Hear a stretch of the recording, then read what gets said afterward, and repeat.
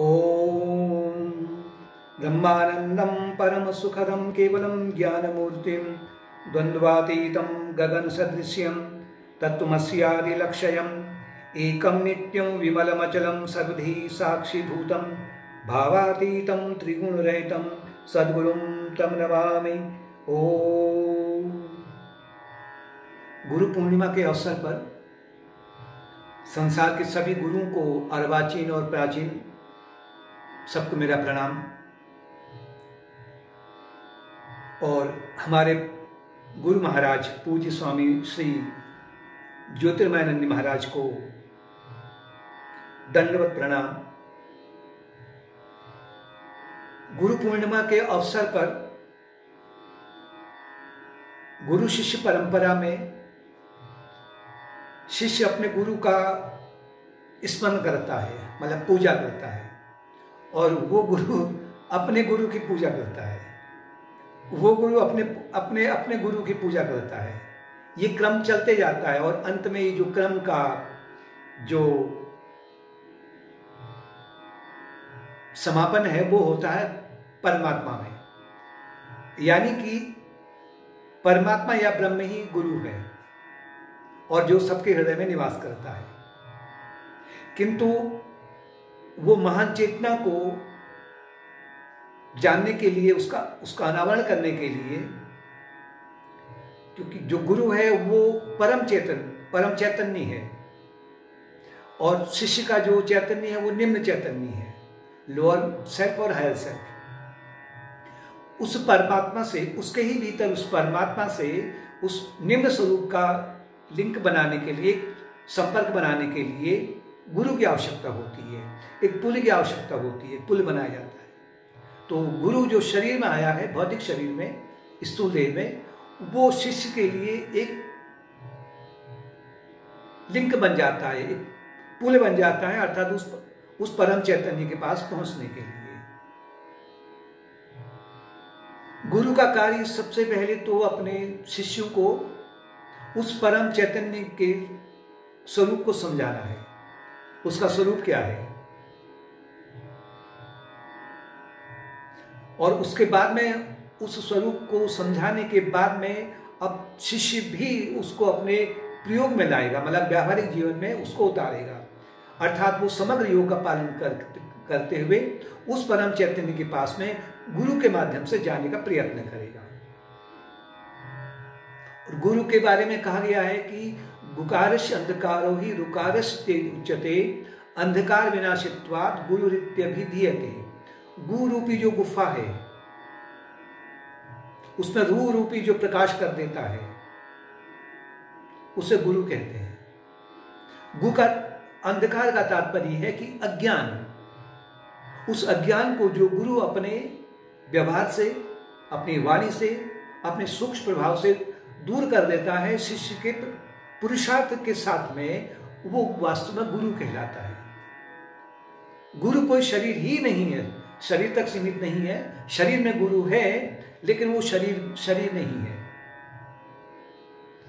गुरु कैसे अपने शिष्य में उस ज्ञान को समझाता है, उसके लिए हमारे शास्त्र में एक श्लोक आता है, गुरु ब्रह्मा गुरु विष्णु गुरुदेवो महेश्वरो गुरु साक्षात परम ब्रह्म तस्मै श्री गुरुवे नमः। कि जो गुरु है वो ब्रह्मा स्वरूप भी हैं, विष्णु स्वरूप भी हैं और शिव स्वरूप भी हैं। और उस परब्रह्म को, यहाँ पर गुरु को ब्रह्मा विष्णु महेश से ऊपर दिखाया है, परब्रह्म के रूप में समझाया है। क्योंकि गुरु अपने भक्त के चित्त की गहराई में जिस प्रकार से ब्रह्मा जी सृष्टि का उत्पादन करते हैं, रचना करते हैं, इसी प्रकार से गुरु भी अपने शिष्य के भीतर, उसके मन में, अपने स्वभाव से, मतलब जो उसके क्रियाकलाप हैं, उसके माध्यम से और अपनी वाणी से और अपने सूक्ष्म प्रभाव से उसके मन में शुभ संस्कार के बीज को बोते हैं, रचना करते हैं, सृष्टि करते हैं। सृष्टि ही नहीं करते हैं, फिर उसके बाद में जिस प्रकार से विष्णु भगवान का जो तात्पर्य, जो कार्य क्या है, उनका कार्य क्या है कि पोषण करना। अब गुरु केवल उसमें बीज ही नहीं बोते हैं शुभ संस्कारों के, सृष्टि नहीं करते हैं बल्कि उनका पोषण भी करते हैं। इसके लिए शिष्य को गुरु के सानिध्य में, शरीर से वो दूर हो कोई बात नहीं, लेकिन उसके सानिध्य का तात्पर्य है कि गुरु के उपदेशों का पालन करना। तो गुरु विष्णु के रूप में उसके जो संस्कार हैं, जो शुभ संस्कार हैं, दैवी गुण हैं, उनका पोषण भी करते हैं। और साथ में वही शिव का भी संहार भी करते हैं। संहार का तात्पर्य है कि ब्रह्मा के रूप में तो सृष्टि हो गई, शुभ संस्कार को बोते हैं। विष्णु भगवान के रूप में पोषण हो गया, क्योंकि अगर पोषण नहीं करेंगे तो वृक्ष नहीं बनेगा, वृक्ष नहीं बनेगा तो उसमें मोक्ष का फल नहीं लगेगा। अब लेकिन उसमें साथ में और भी काम करना है कि जो उसके भीतर अशुभ संस्कार हैं, काम के रूप में, क्रोध के रूप में या मोह के रूप में, और जो आसुरी गुण हैं, उन आसुरी गुणों को शिव के रूप में वो उनका संहार करते हैं।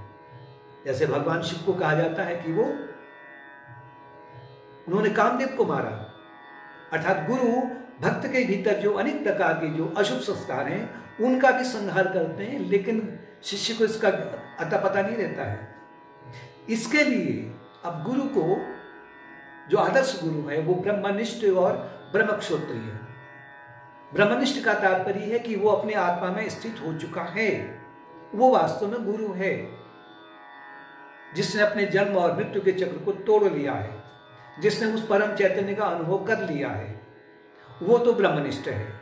अगर वो ब्रह्मक्षोत्री है, अर्थात वो ब्रह्म का जो ज्ञान है उसे उसी आधुनिक भाषा के अनुसार में, मतलब उसी काल के अनुसार में, उनकी भाषा के अनुसार में, सरल भाषा में जो समझा दे उनको, जिससे कि उनके हृदय में वो ठीक से प्रवेश हो सके। मतलब उसमें जो संस्कार हैं वो उसके भीतर बीज के रूप में चले जाएं, साथ में पोषण भी हो जाए, साथ में जो अशुभ संस्कार है उनका संहार भी हो जाए, अज्ञान का संहार भी हो जाए। ये अगर गुरु मिल गया तो फिर वो सोने में सुहागा है कि अब वो आपके अनंत जन्मों के, एक जन्म के नहीं, अनंत जन्मों के शुभ कर्म हैं, पुण्य कर्म हैं कि जो आपको ऐसे गुरु की प्राप्ति हुई है। लेकिन यहां पर गुरु तो अभियोगी है, ब्रह्मनिष्ठ भी है और ब्रह्मक्षोत्री भी है। शिष्य में भी योग्यता होनी चाहिए, उसमें आवश्यक गुण होने चाहिए, उसके पिछले अनेक जन्मों के शुभ कर्म होने चाहिए, पिछले जन्म का उसका अभ्यास होना चाहिए कि जो एक जिज्ञासु बना हुआ पिछले अनेक जन्मों से, वो साधन चतुष्टय से संपन्न होना चाहिए। साधन चतुष्टय का तात्पर्य है कि विवेक, उसको ये इतनी बुद्धि उसकी सूक्ष्म, इतनी सक्षम होनी चाहिए कि वो समझ सके कि आत्मा क्या है, अनात्मा क्या है, जड़ क्या है, चेतन क्या है, मेरा स्वरूप क्या है। अनेक प्रकार की जो शिक्षा है उसमें उसका विवेक होना चाहिए। विवेक के साथ में उसे वैराग्य भी होना चाहिए।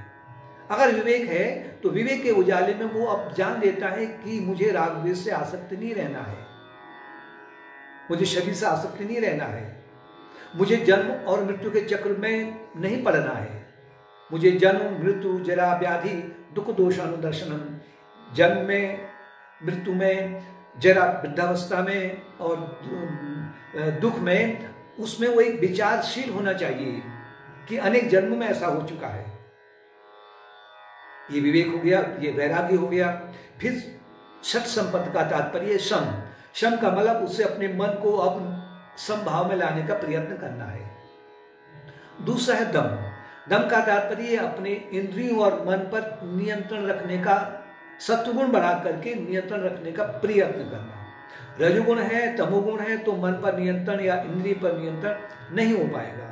सत्वगुण की ओर अगर वो प्रभावित हो रहा है तो वो सरलता से धीरे धीरे अपने इंद्रियों पर और अपने जो चेतन मन है उस पर उसका नियंत्रण हो जाता है। सम है, दम है। उपरति का तात्पर्य है कि विवेक और वैराग्य के माध्यम से अब वो अपने स्वरूप का ज्ञान उससे होते हुए वो संसार के जो नश्वर भोग हैं, जो कि केवल दुखदायी हैं, दुख देने वाले हैं, उनके प्रति उसको धीरे धीरे अरुचि होने लग जाती है। मतलब सकाम कर्मों के प्रति उससे अरुचि होने लग जाती है। फिर है श्रद्धा, समदम उपरति श्रद्धा। श्रद्धा का तात्पर्य है गुरु पे पूर्ण श्रद्धा रखना। कि मुझे मोक्ष मिलेगा, और जो शास्त्रों की जो वाणी है वो सत्य है, उपनिषदों की, वेदांतों की, गीता का जो उपदेश है वही वो सत्य हैं, और मैं सच्चित आनंद स्वरूप हूं, ये सत्य है। मैं शरीर नहीं हूं, ये भी सत्य है कि मैं शरीर नहीं हूं। फिर समाधान का तात्पर्य ये कि वो धीरे धीरे अब ज्यादा हलचल ना करे, मतलब ट्रैंक्विलिटी ऑफ माइंड। समाधान का तात्पर्य है कि अब जो उसके जीवन में घट रहा है, अपने प्रारब्ध कर्मों के अनुसार में वो अपने जीवन को आगे बढ़ाते रहे, जीवन की नैया को ले जाते रहे, लेकिन शरणागत होकर काम करे। इन साधन चतुष्टय से शिष्य में ये गुण उसमें संपन्न होने चाहिए, तभी गुरु शिष्य की परंपरा आगे बढ़ सकती है। लेकिन ये जो गुण हैं ये पिछले जन्मों से उसमें विद्यमान अवश्य होते हैं, अगर जो वास्तव में शिष्य है उसमें एक सिंसियरिटी, उसमें एक योग्यता रहती है।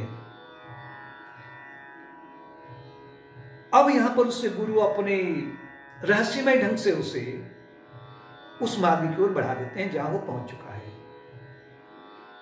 इसलिए पहले उसको बौद्धिक ज्ञान से उसको शिक्षा ग्रहण करनी है गुरु के मुख से, और फिर अंत में उसको अपने व्यावहारिक जीवन में उसको लाना है। गुरु को ढूंढने के लिए भी बहुत सारे लोग परेशान रहते हैं, और अनेक तो ऐसा है कि अपनी तो पात्रता को नहीं बढ़ाने के कारण में वो तुरंत किसी के उदाहरण को देखते हुए वो किसी ऐसे फॉल्स गुरु को, झूठे गुरु को अपना लेते हैं। लगभग 1000 में से 999 गुरु झूठे रहते हैं। जिस प्रकार से जीवात्मा अपने कर्मों के अनुसार में, दैवी विधान के अनुसार में, मतलब जीवात्मा को दैवी विधान या ईश्वर उसको उसके ही कर्मों के अनुसार में एक विशेष परिवार में रख देता है कि जिससे उनके कर्म आपस में मिल सके। अचानक परिवार में किसी का जन्म नहीं होता है, दैवी विधान में उन दोनों के कर्म को देखा जाता है, तब जाके उस परिवार में उसका जन्म हुआ है। इसी प्रकार से गुरु की खोज करने से पहले अपने में पात्रता लाने का प्रयत्न करें, शुद्धिकरण करें अपने पास में, कि केवल बाहरी रूप से गुरु का शरीर देख लिया, लंबी लंबी जटाएं हैं, गोलमोल चेहरा है, बंगले हैं, गाड़ियां हैं, बहुत बड़ा आश्रम है और अनेक लोगों का वहां पर जमघट लगा हुआ है, तो अधिकांश लोग इसमें भटक जाते हैं। और बाद में फिर वही जो है, अगर कोई कुछ बीच में गड़बड़ हो गया है तो फिर वो एक अपमान में उतर आते हैं। इसलिए क्योंकि पात्रता अपने में लानी आवश्यक है। एक शिष्य किसी आश्रम में गया, शिष्य तो नहीं था, अभी कच्चा था, तो वहां देखा यहां तो लोग 10, 15, 20 साल से आश्रम में रह रहे हैं लोग। वो गया तुरंत अपने आप को बड़ा स्मार्ट समझा उसने, और वहां पर सीधे गुरु के पास में गया, 1-2 दिन के पास में, कहने लगा कि मैं आपका सर्वश्रेष्ठ शिष्य हूं, मैं आपके गुरु शिष्य परंपरा को आगे बढ़ा सकता हूं, बड़े आपसे भी अधिक श्रेष्ठ कर सकता हूं। अब जो आपका ज्ञान है मुझमें उड़ेल दीजिए, क्योंकि मैं आपका सबसे महान शिष्य हूं। गुरु ने देखा कि उसको अपने अनुभव कर लिया, उन्होंने कहा कि ये तो अभी इसका तो मन अभी बहुत गंदा है, तो उन्होंने कहा कि मैं कल को तुम्हारे घर में आऊंगा और तुम खीर बना के रखना सुंदर सी, मैं भोजन करूंगा, फिर मैं तुम्हारे हृदय में जो मैंने पाया है सबका सब मैं उड़ेल दूंगा। बड़ा प्रसन्न हो गया, और जो शिष्य हैं आश्रम में उनकी तरफ वो बड़ी हीन भावना से देखने लग गया कि मैं आया 2 दिन हो रहे हैं मेरे को, और मेरे को जो गुरु ज्ञान प्रदान कर रहे हैं, शक्तिपात कर रहे हैं। अगले दिन उसने खीर बनाई और गुरु महाराज आ गए हाथ में कमंडलू लेकर के। उन्होंने कहा कि मुझे भूख लगी है बहुत तेज की, और तू ऐसा कर, इसमें पहले ये खीर ला, तो मैं पहले खीर खाऊंगा। उसने वो जब कमंडलू पकड़ा तो उसमें से बड़ी दुर्गंध आ रही थी। कहने का कि महाराज मैं पहले इसको साफ कर लूंगा, अभी 2 मिनट ठहरिया, मैं जल्दी से इसको साफ कर लूंगा। कहने का ना, बिल्कुल रुकने की जरूरत ही नहीं है, मुझे इतनी सारी भूख है। उसने कहा कि जो खीर को मैंने 4-5 घंटे बड़े प्रेम से बना रखा है, उसको मैं आपके इस गंदे बर्तन में कैसे डाल दूं? ऐसा मैं नहीं करूंगा। तो गुरु ने कहा कि भाई जिस खीर को, जिस आत्मज्ञान की खीर को, जो खीर से भी मीठी है, जो अमृत स्वरूप है, जो प्रेम स्वरूप है, उसको मैंने अनंत जन्मों से जो बनाया हुआ है बड़े उत्साह से, उसको मैं तेरे हृदय रूपी इस बर्तन में, तेरी थाली में, जिसमें से कि अनंत जन्मों से अनंत कर्मों की, अशुभ कर्मों की बदबू आ रही है, उसमें कैसे उड़ेल लूं? मेरा तो कमंडलू दिख रहा है इसमें गंदगी, लेकिन तेरे मन में तो अनंत जन्मों से काम है, क्रोध है, लोभ है, मोह है, राग है, द्वेष है, इनका मैल जमा है। तुझे नहीं पता है कि इसमें से बदबू आ रही है। तू पहले अपने मन को साफ कर, तू आश्रम में रहे, सेवा कर, और सेवा है जो भी है वहां पर आश्रम में, उसके माध्यम से जब तेरा मन शुद्ध हो जाएगा तो स्वतः ही कहने की आवश्यकता ही नहीं है। और गुरु की खोज के लिए लोग भी बिल्कुल उत्साहित रहते हैं। एक गांव के पास में एक छोटी सी झोपड़ी थी, उसमें कोई संत रहते थे, सामान्य से थे। उस गांव में एक साधक भी था, तो उनके पास जाता था। तो एक बार उसने कहा कि महाराज, मैं अब गुरु की खोज में जा रहा हूं, तो आप मुझे आज्ञा दीजिए। उन्होंने कहा जाओ, अच्छी बात है, मेरा तुम्हारे ऊपर मेरा आशीर्वाद है। अब वो पूरा पश्चिम दक्षिण वगैरह घूमते जब उत्तर में पहुंचा, हिमालय में पहुंचा, तो एक घने जंगल के बीच में कोई साधु रहते थे। लंबी लंबी उनकी दाढ़ी है, जटा पैरों तक आ रही है, वस्त्र भी नहीं है शरीर में, एक झोपड़ी में, कुटिया में रहते हैं।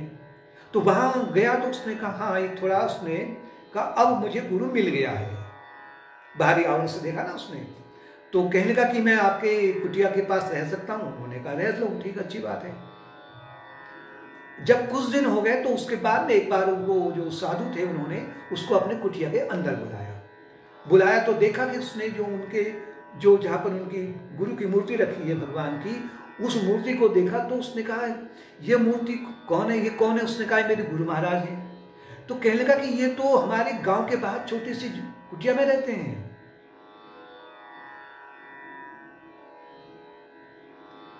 तो लोग गुरु को मतलब ढूंढने का उन्हें अंदाज नहीं है, लेकिन अधिकांश लोग भटके रहते हैं।